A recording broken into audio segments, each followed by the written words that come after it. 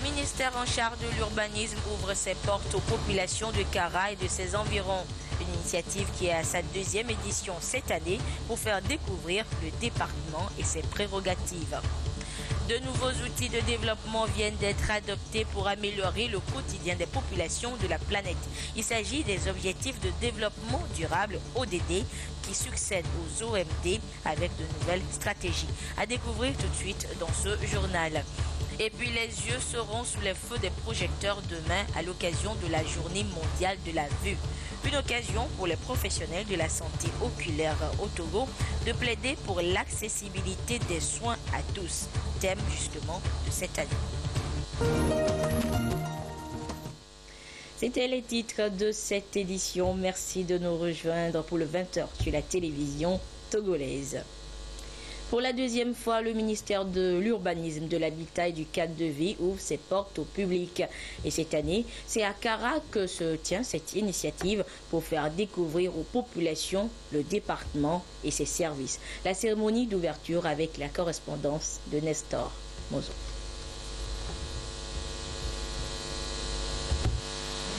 Le 29 février 2012, un décret a été pris par le président de la République confiant au ministère de l'Urbanisme et de l'Habitat la mise en œuvre de la politique de l'urbanisation et des établissements humains arrêtée par le gouvernement. Selon le décret, ce département coordonne les interventions de l'État et des différents acteurs dans les opérations d'aménagement urbain en matière de politique foncière. Le ministère de l'Urbanisme, de l'Habitat et du cadre de vie a d'autres missions et attributions qui sont méconnues du grand public. Dans le souci d'apporter les informations nécessaires aux populations, le ministère s'est tourné vers les journées portes ouvertes. La première édition a été tenue à Lomé. Pour la deuxième édition, c'est la ville de Kara qui l'a accueillie. Cette deuxième édition porte sur la revalorisation des actions publiques du ministère de l'Urbanisme, de l'Habitat et du cadre de vie pour une meilleure sécurisation des transactions foncières. Avant d'acheter le terrain, après que vous vous soyez rendu compte que le terrain est achetable, il faut que le processus de propriété aille à son bout. C'est-à-dire que vous puissiez avoir des papiers qui témoignent que ce terrain-là est à vous. À partir de là, il faut que vous demandiez l'autorisation de construire ce que vous souhaitez construire sur le terrain. Et ça, nous, on ne le fait pas. Lorsque nous disons garantir les transactions foncières, il faut que ce que nous faisons soit autorisé. Pour que demain, quand un projet vient à prendre notre zone, que nous puissions justifier que ce terrain-là, avant de l'occuper, j'ai eu toutes les autorisations. Aux yeux du ministre de l'Urbanisme, de l'Habitat et du cadre de vie, les conflits sociaux que le foncier engendre, l'étalement démesuré des villes avec ses conséquences que sont entre autres la rareté des équipements sociaux collectifs et la problématique de la gestion des déchets des ménages sont les ingrédients qui ont nécessité l'organisation de ces journées portes ouvertes. Il importe de régler ces anomalies afin de hâter les pas vers l'émergence à laquelle la politique salvatrice du chef de l'État, son Excellence, M. Faure Essozimna Nyansingbe, nous conduit et conformément à son engagement à améliorer le cadre de vie des Togolaises et des Togolais et pour lequel il instruit constamment le gouvernement qui y travaille à assainir le secteur du foncier et de l'habitat et les espaces urbains. La mission du ministère de l'Urbanisme, de l'Habitat et du cadre de vie a été clairement déclinée dans les orientations contenues dans la stratégie de croissance accélérée et de promotion de l'emploi SCAP 2013-2017, notamment l'axe 2, renforcement des infrastructures économiques, et l'axe 5, promotion d'un développement participatif, équilibré et durable. À terme, il s'agit de garantir un logement décent pour tous. Ces journées portes ouvertes ont été couplées du lancement officiel des activités de l'Agence nationale d'assainissement et de salubrité publique, ANASAP. Et pour permettre au public de Kara d'avoir d'amples informations sur le ministère de l'Urbanisme, de l'Habitat et du cadre de vie, les différents services de ce département ont ouvert des stands sur l'esplanade du Palais des Congrès.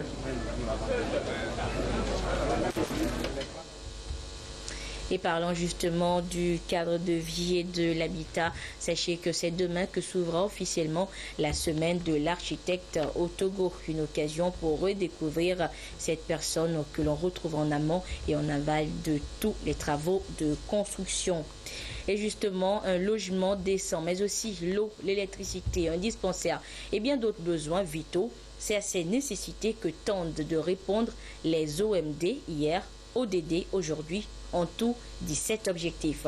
On en parle beaucoup en ce moment et vous vous rappelez d'ailleurs le discours du chef de l'État à la tribune des Nations Unies, sa première intervention la semaine dernière sur justement les ODD, Objectifs de développement durable.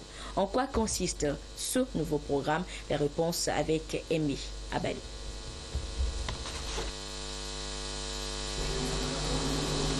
Dans la continuité des 8 objectifs du millénaire pour le développement qui arrivent à échéance, les Nations Unies viennent d'adopter 17 nouveaux objectifs de développement durable qui prennent en compte les défis socio-économiques qui s'imposent à l'humanité en termes de réduction de l'extrême pauvreté, l'accès des populations aux services sociaux de base et la protection de l'environnement. Les objectifs 10 et 17 sont relatifs à la réduction des inégalités et appellent au renforcement de l'aide des pays les plus nantis au profit des États pauvres. L'aide a une partie don. La partie don fait au moins les 2 tiers. Et donc si le Togo bénéficie d'une aide dont les 2 tiers sont des dons, nous pensons que c'est une très bonne chose. Au niveau des MD, les objectifs étaient plus agrégés. Donc on a essayé de les déságréger. Nous pensons que les Nations Unies ont compris que beaucoup de pays, notamment les pays en développement, n'ont pas pu atteindre ne serait-ce que 2 ou 3 objectifs sur les 8. Et donc, il a fallu revoir la structure de ces objectifs. C'est dans ce sens qu'il a été adopté tout récemment aux Nations Unies, les 17 objectifs des ODD. Nous avons beau avoir des rêves, nous avons beau avoir des projets, nous avons beau avoir la volonté de régler les problèmes de nos populations, mais on se heurte toujours à une question, c'est la question du financement de toutes ces actions, la question du financement de tous ces projets de développement, la question du financement même de toute l'économie. Les recettes fiscales aujourd'hui sont assez faibles et qui ne peuvent pas couvrir toutes les charges auxquelles l'État s'engage. Donc, il faudra trouver des alternatives qui permettent réellement d'avancer et de pouvoir financer ces actions. Pour l'instant, difficile aux pays pauvres de se passer de l'aide. Cette année, le budget annuel de fonctionnement de l'État togolais s'équilibre en termes de recettes et dépenses à 816 milliards de francs CFA. L'Office togolais des recettes prévoit une mobilisation de ressources internes autour de 500 milliards de francs CFA. Le gap est à chercher ailleurs à tout prix pour répondre aux besoins des dépenses publiques. Ça peut être un rêve, ça peut être une programmation, une planification sur un certain nombre d'années pour que le Togo ne puisse vraiment bénéficier ou être suffisant, autosuffisant en matière de ressources financières. Mais à la date d'aujourd'hui, il serait très difficile d'envisager le budget de l'État sans aide financière. C'est pratiquement impensable. Parce qu'il se passe, c'est que vous avez un budget qui finance la plupart du budget, c'est-à-dire une grande partie du budget, finance le fonctionnement de l'État. Et la partie investissement, c'est-à-dire tout ce qui est infrastructure, le budget ne peut pas le supporter. C'est-à-dire les recettes endogènes ne peuvent pas encore le supporter.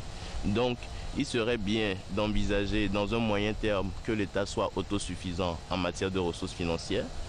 Mais à cette date, il sera vraiment difficile pour le Togo de pouvoir s'en sortir sans les ressources extérieures.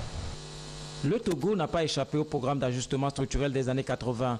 Il est entré ensuite de plein pied dans l'initiative Pays pauvres très endettés. Il en a atteint le point d'achèvement en décembre 2010, ce qui lui a permis d'apurer sa dette, puis de se réendetter pour rattraper des défis importants en infrastructure économique.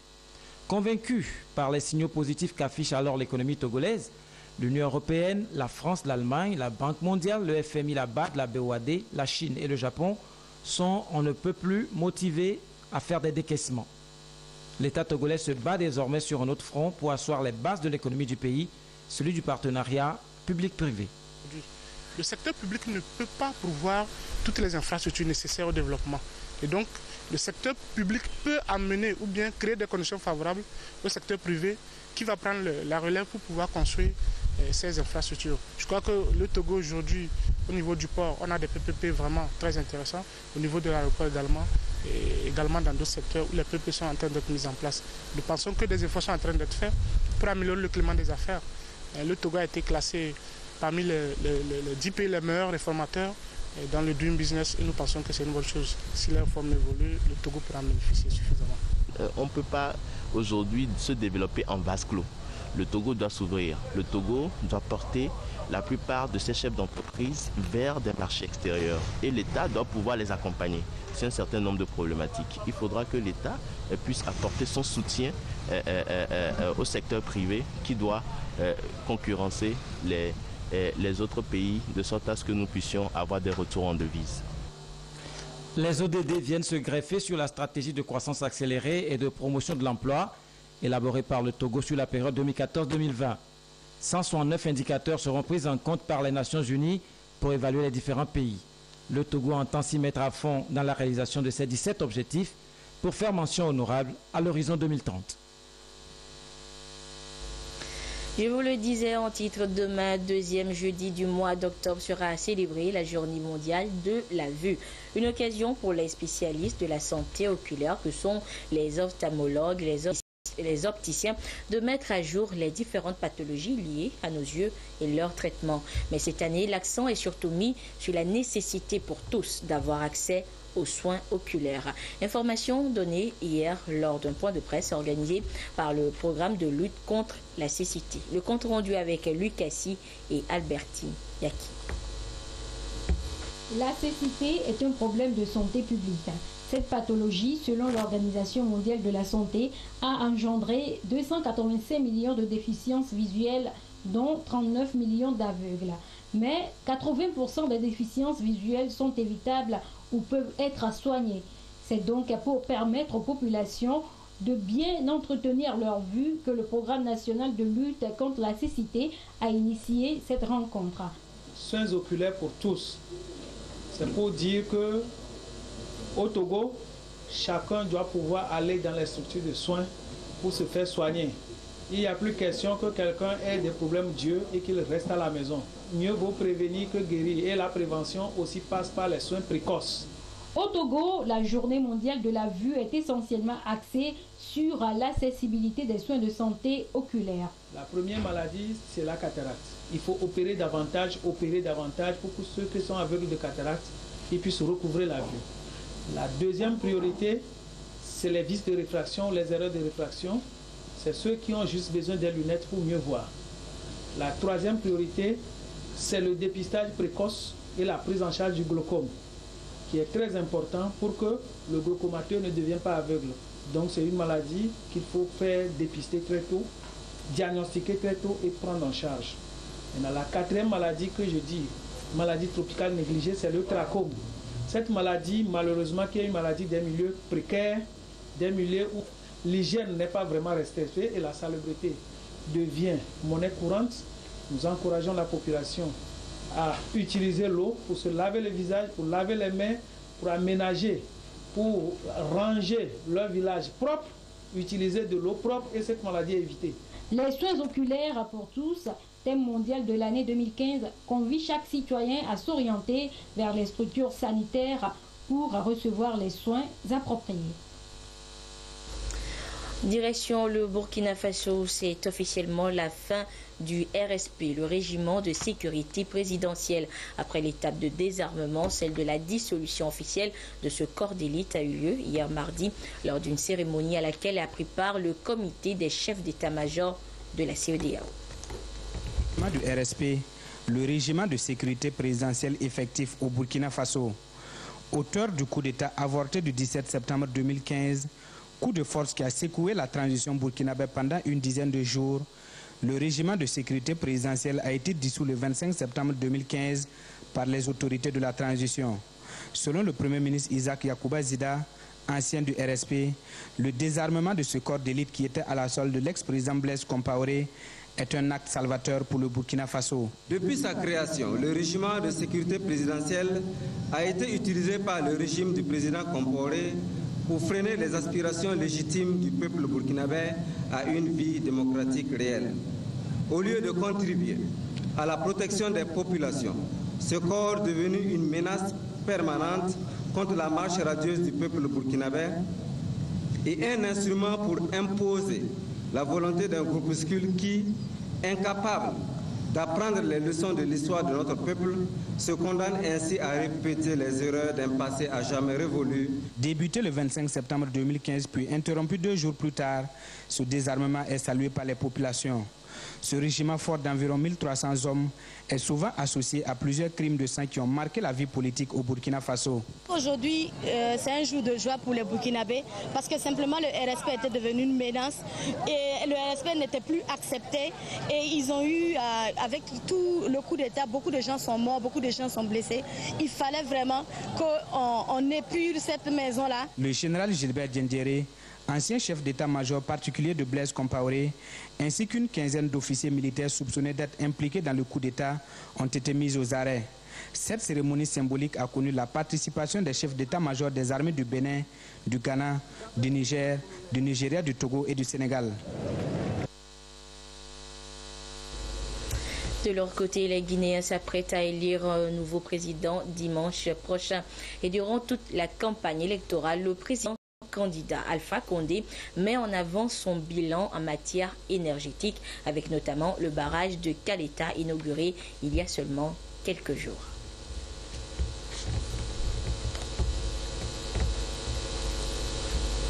Centaines de petits gâteaux dans ces fours, quand l'électricité le permet, car le courant à Conakry se fait parfois désirer. Mais depuis quelques semaines, la lumière est moins capricieuse. Direction Caleta, à 3 heures de piste. Voici le tout nouveau barrage guinéen. Grâce à ces turbines, la puissance électrique du pays vient d'être multipliée par 2 et un pays qui voit clair est un pays qui avance. Sans l'électricité, l'Afrique ne peut pas se développer. Avec l'électricité, nous pouvons nous industrialiser et nous ne verrons plus nos enfants mourir dans les eaux de la Méditerranée parce qu'ils sont des espèces de l'Afrique. Le barrage a été construit au fil du fleuve, ce qui signifie des conséquences écologiques limitées. Les rives ont été reboisées, les villageois réinstallés plus haut, les maisons sont flambant neuves. Mais leurs champs, eux, ont été inondés. La vie n'a pas encore repris son cours. On a perdu nos champs. Actuellement, les plantations, il n'y a pas un lieu encore pour cultiver. Vous voyez, on a perdu tout ça. Paradoxe, le village n'est pas encore électrifié, il reste à faire les connexions. Mais le chantier est vaste, car à terme, l'électricité de Caleta devrait dépasser les frontières. 30% de la production serait destinée au Sénégal. D'ici 2-3 ans, il va y avoir les lignes d'interconnexion qui vont permettre de relier, par exemple, Dakar à Abidjan, chose qui actuellement n'existe pas. Donc, dans ces nouvelles conditions, il est intéressant de développer des aménagements qui puissent fournir de l'électricité, non pas seulement pour la Guinée, pour le consommateur guinéen, mais pour les consommateurs de Gambie, du Sénégal, du Mali, etc. Un autre barrage est en projet non loin de Caleta. Le président Alpha Condé avait fait de l'électrification un enjeu de son quinquennat et il entend bien surfer sur ce succès pour s'imposer dimanche pour un 2e mandat. Lundi 5 octobre était célébrée la journée de l'enseignant à travers le monde. Une occasion trouvée par le gouvernement nigérian pour penser à la motivation du corps enseignant dans ce pays où le taux des éducateurs est en forte baisse. La communauté internationale célèbre la journée mondiale de l'enseignant sur le thème « Un personnel enseignant fort pour des sociétés durables ». Le Nigeria a choisi de focaliser l'attention sur la motivation des enseignants. Selon les chiffres de l'Institut national des enseignants, le nombre d'enseignants d'école et de salles de cours baisse alors que celui des apprenants augmente constamment. La motivation est d'autant plus essentielle dans un pays où le salaire des enseignants est bas par rapport à d'autres professions. Selon Ololipede, un cadre du ministère de l'Éducation, agir sur l'âge de la retraite serait une piste. Nous sommes en train de voir l'âge de la retraite. L'Union nationale des enseignants veut qu'à la retraite, les enseignants du primaire et du secondaire aient des conditions identiques de retraite à ceux des établissements d'enseignement supérieur. Ce serait mieux que l'amélioration de l'âge de la retraite à partir de 60 ans.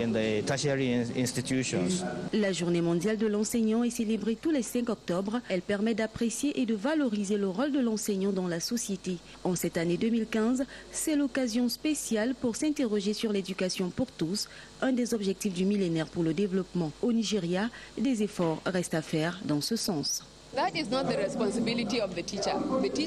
n'est pas de la responsabilité des enseignants. L'enseignant n'a pas pour rôle d'aller et de sensibiliser les gens à venir à l'école.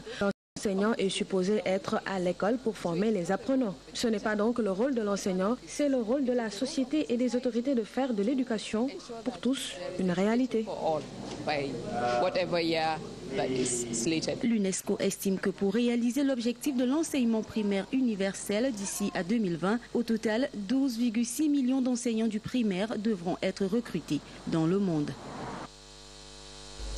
Et au Togo, la solution est toute trouvée. Le gouvernement forme ses futurs enseignants et cela dans les ENI, écoles normales d'instituteurs. Et c'est d'ailleurs la rentrée dans l'ENI nouvellement construite de Niamtougou dans la préfecture de Dofelgo. Le premier jour de classe des élèves enseignants avec la correspondance de Nestor Mozo.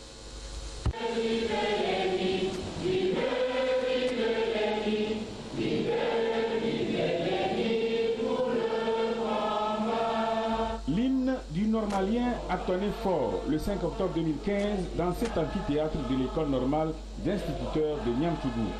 C'est la toute première promotion de cette ENI qui effectue sa rentrée. Des 1500 candidats qui ont réussi au concours du 25 septembre 2014, 200 feront leur apprentissage à l'ENI de Niamtougou. L'avenir de toute une nation se prépare dans l'éducation. Le gouvernement togolais l'a bien compris. La multiplication des écoles normales d'instituteurs en est l'illustration.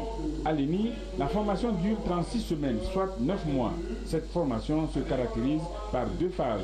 Nous avons une phase présentielle qui se passe sur le site où les professeurs donnent les cours théoriques et une phase pratique qui se passe dans les écoles, dans les classes, où les élèves instituteurs en formation vont dans les écoles pour apprendre comment enseigner. Nous devons remercier le chef de l'État et tout le gouvernement pour l'effort fait dans le cadre donc, de l'ouverture de ces ENI. C'est vrai, vous savez, les nouvelles écoles, vous ne pouvez pas avoir tout au début. Mais ce que nous avons, nous allons faire le maximum, commencer avec, tout en espérant que au cours du chemin, les autres éléments vont arriver. Vous devez marquer positivement votre passage à l'ENI de Niamtougou afin que les autres promotions puissent s'inspirer de votre exemple dans leur parcours. Voilà l'exhortation des préfets de Dofelgo et de la COSA à l'égard des élèves instituteurs de l'ENI de Niamtougou.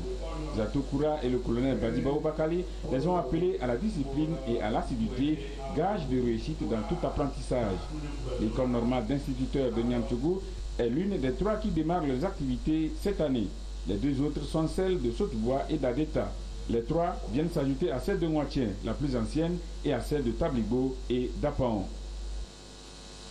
Et on en vient une fois encore à l'urbanisme et surtout l'habitat évoqué en début d'édition. Eh bien, sachez également que les différentes bâtisses réalisées sur toute l'étendue du territoire reflèteraient l'appartenance culturelle de certains peuples. Ce soir, nous allons donc à la découverte d'une autre facette de l'architecture. L'architecture comme expression d'identité culturelle, c'est l'autre dossier de ce journal. Il est signé Adolphe Paca. S'il faille lire l'identité culturelle à travers l'architecture, le Togo peut bien évidemment se référer à la Tankieta ou Tata Tamberma, fruit du génie créateur de ceux qui façonnent la terre, les Batamariba. Un tata construit, vous avez le père, la femme et les enfants. Ça se reflète dans son architecture extérieure où nous avons les cercles, les maisons en cercle. Vous avez un trou, vous avez les trous là. Ce n'est pas seulement pour évacuer l'eau, mais c'était aussi pour tuer les bêtes qui venaient rôder autour. Et au même moment, allez en haut, vous avez un trou au milieu. Et pour se défendre, ce trou est diamétralement opposé à la porte d'entrée. Lorsque l'ennemi vient, par hasard, il pénètre, vous l'observez, Et quand il passe et au milieu, vous lui envoyez dans la langue. Une architecture chargée de symboles et d'histoire.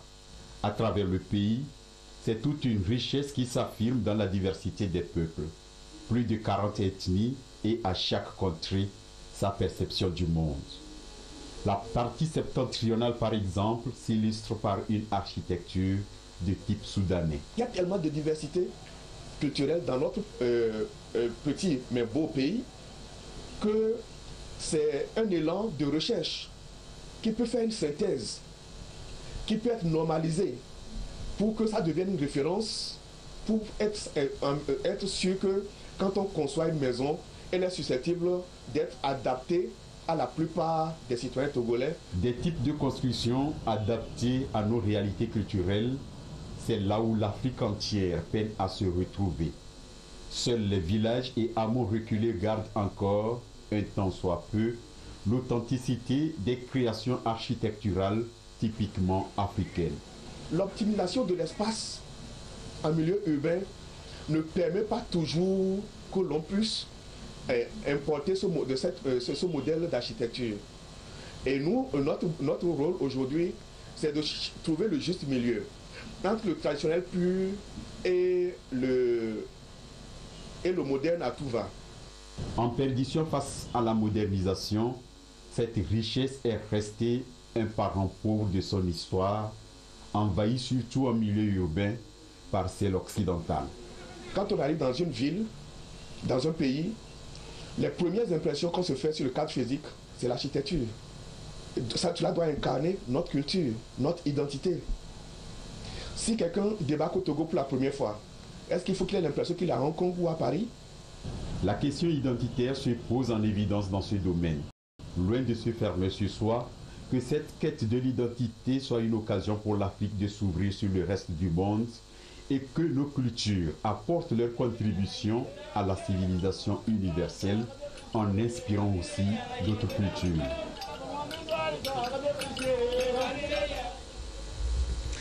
Culture et littérature à présent avec l'apparition de deux ouvrages signés à Pedoama Togoata, deux productions théâtrales qui appellent à une prise de conscience. 5 octobre en 0, puis la guerre civile des Aputaga, référence faite à l'histoire et à l'actualité du Togo. La cérémonie de dédicace avec Charlotte Onsimé. Octobre en 0 et la guerre civile des Aputagans. De nouveaux ouvrages de l'écrivain togolais engagé, professeur Ayayi Togoata à Pedoama. 5 octobre en 0 s'inspire des événements du 5 octobre 1990 où le Togo a connu un soulèvement populaire, le début du processus de démocratisation. La guerre civile des Aputagans, de son côté, est une tragédie poignante qui relate l'histoire de la ville d'Aneho, notamment les affrontements entre les autorités locales d'alors et les puissances colonisatrices. C'est une reprise libre de l'histoire d'Aneho du 19e siècle qui a opposé les Aputaga, c'est-à-dire les chefs de plage des clans Akangban, Lawson et des clans du clan Adjigo. Et tous ces Aputaga ont vendu leur âme à ces puissances étrangères, tout simplement des intérêts. Les gens ont abandonné le peuple pour s'enrichir. Et en même temps, il faut réfléchir justement au problème de la liberté. Ces deux pièces théâtrales parues aux éditions Aoudi sont axées sur le patriotisme. Et le drame se prête bien à ces circonstances pour traduire les réalités vécues et éveiller la conscience. Mais les historiens utilisent les faits pour pouvoir expliquer le présent. Et les littérateurs, les hommes de lettres et autres, donc essaient de romancer les réalités. Et le livre ici, donc 5 octobre en 0, a essayé de romancer plus ou moins donc les événements héroïques du 5 octobre 1990. Et là-dedans, je crois que c'est un rappel pour la jeune génération qui n'a pas vécu cette période de voir sûrement que le livre, ou le roman, le théâtre n'est pas le fait, mais ça pourrait interpeller les jeunes à chercher à davantage comprendre ce qui s'est passé. Et sans doute, quand ils vont prendre conscience, ça peut réveiller en eux d'autres réflexion. Ayayi Togwata Apedoama est un critique d'art contemporain. Il a à son actif une dizaine de publications. Le Conseil des ministres s'est réuni ce mercredi à la présidence de la République sous la direction du chef de l'État Faure Zimna Nyazingbe. L'essentiel du Conseil avec le ministre en charge de la communication, Guy Madji Lorenzo. Le Conseil des ministres s'est réuni ce mercredi 7 octobre 2015 au palais de la présidence de la République sous la conduite de son Excellence M. Faure Zimna Nyazingbe, président de la République. Au cours de cette réunion, le Conseil a adopté un projet de loi et en a examiné un en première lecture. Le Conseil a également adopté un décret et écouté 3 communications. Le projet de loi adopté par le Conseil porte Loi de finances rectificative gestion 2015. Ce projet de loi de finances rectificative a été rendu nécessaire par les évolutions que notre pays a enregistrées sur les plans social, économique et financier pendant l'exécution de la loi de finances initiale adoptée le 30 décembre 2014. Parmi les changements qui justifient la rectification de la loi de finances, l'on peut citer entre autres l'impossibilité de réaliser certaines recettes non fiscales extraordinaires telles que les commissions sur transfert. Il en va de même de certains appuis budgétaires attendus et des institutions financières internationales mais qui n'ont pu être mobilisées. Par ailleurs, la prise en compte des dépenses d'organisation du prochain sommet de l'Union africaine sur la sécurité maritime et le développement, l'application de la nouvelle grille salariale à compter du 1er juillet 2015 et la revue de la masse salariale suite au redéploiement du personnel des ex-directions générales des douanes et des impôts sont autant de facteurs qui ont imposé un réaménagement de la loi des finances exercice 2015. Ainsi, l'équilibre de la loi de finances 2015 en recettes et en dépenses, initialement établi à 815,9 milliards de francs CFA, passe désormais à 829,7 milliards de francs CFA, soit une augmentation de 1,7%. Le Conseil des ministres a également examiné en première lecture un projet de loi organique, qui vient modifier et compléter la loi organique portant composition, organisation et fonctionnement de la Commission nationale des droits de l'homme. Nous y reviendrons dans les prochains communiqués du Conseil. Le décret adopté par le Conseil des ministres de ce jour porte création du Comité national d'hydrographie, d'océanographie et de cartographie marine. Ce décret vise à formaliser l'existence ainsi que les activités du Comité national d'hydrographie, d'océanographie et de la sécurité de la navigation maritime en place depuis juillet 2008.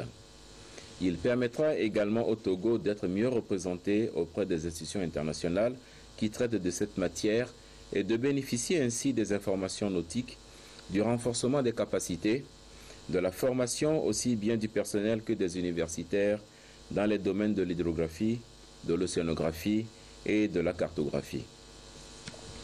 Le bon fonctionnement de ce comité contribuera à mieux sécuriser les routes de navigation maritime par la mise à disposition en temps réel d'informations utiles et à l'actualisation de la carte marine nationale. Au titre des communications, le premier exposé présenté au Conseil des ministres fait suite à l'adoption le 17 septembre 2015 d'un projet de loi autorisant la ratification du traité relatif à la création du corridor Abidjan-Lagos, signé le 29 mars 2014 à Yamoussoukro en Côte d'Ivoire. L'objectif poursuivi par ce projet est, entre autres, de faciliter le commerce et le transport par l'amélioration de l'efficacité des activités portuaires, la réduction du temps de passage aux frontières, la promotion des postes de contrôle juste à poser, ainsi que l'amélioration de la qualité du réseau routier tout le long du corridor Abidjan-Lagos. Dans le cadre de cette organisation, notre pays a bénéficié de projets dont certains sont déjà réalisés et d'autres en cours de réalisation ou déjà programmés. Les réalisations concernent notamment les infrastructures routières, la facilitation des transports et des échanges inter-États, l'harmonisation des procédures et normes de contrôle de la charge à l'essieu des véhicules lourds de transport de marchandises, ainsi que l'assistance sociale et les aides aux structures sanitaires. Au titre des projets en cours de réalisation, l'on peut citer les postes de contrôle de Sémékraté entre le Bénin et le Nigeria, Noé et Libo entre le Ghana et la Côte d'Ivoire et les travaux de la phase 2 du grand contournement de Lomé. La deuxième communication de ce jour a rendu compte au Conseil des conditions de reprise de la rentrée scolaire 2015-2016. Le gouvernement s'est réjoui des conditions dans lesquelles cette rentrée s'est déroulée et félicité tous les acteurs, à savoir les enseignants, les élèves, les parents d'élèves, les syndicats et le gouvernement, pour leur contribution au succès de cette rentrée dans un climat social apaisé. Le gouvernement examinera avec attention les doléances présentées par les syndicats. Enfin, la dernière communication a rendu compte au Conseil des principales conclusions de la mission effectuée du 22 au 30 septembre 2015 au Togo par une équipe pluridisciplinaire de la Banque africaine de développement dans le cadre de la préparation du document de stratégie pays pour la période 2016-2020. Il ressort de ce compte-rendu que les différents projets soutenus par la BAD sur la période 2011-2015 ont fait l'objet d'un taux de décaissement cumulé de 26,5%, ce qui correspond à la moyenne régionale.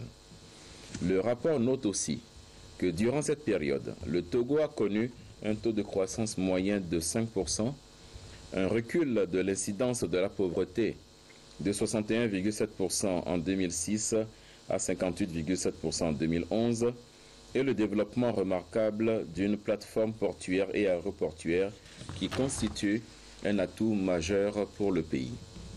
Malgré ces progrès, des efforts restent encore à faire pour rendre la croissance inclusive.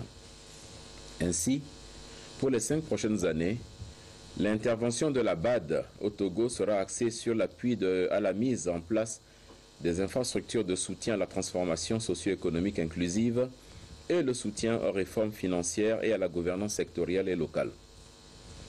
Dans les divers, le Conseil a été édifié sur le bon déroulement du Hajj en Arabie Saoudite. Toutefois, nous avons déploré la mort de 7 pèlerins togolais décédés de mort naturelle. Il faut préciser que ces décès ne sont pas liés aux bousculades qui ont eu lieu à la Mecque. Par ailleurs, compte tenu de la demande de plus en plus croissante des croyants qui souhaitent accomplir le 5e pilier de l'islam, le chef de l'État a obtenu des autorités saoudiennes l'augmentation du nombre de pèlerins togolais qui passe de 1600 à 2025. Fait à Lomé le mercredi 7 octobre 2015, le Conseil des ministres. Voilà donc le compte rendu du Conseil des ministres de ce mercredi.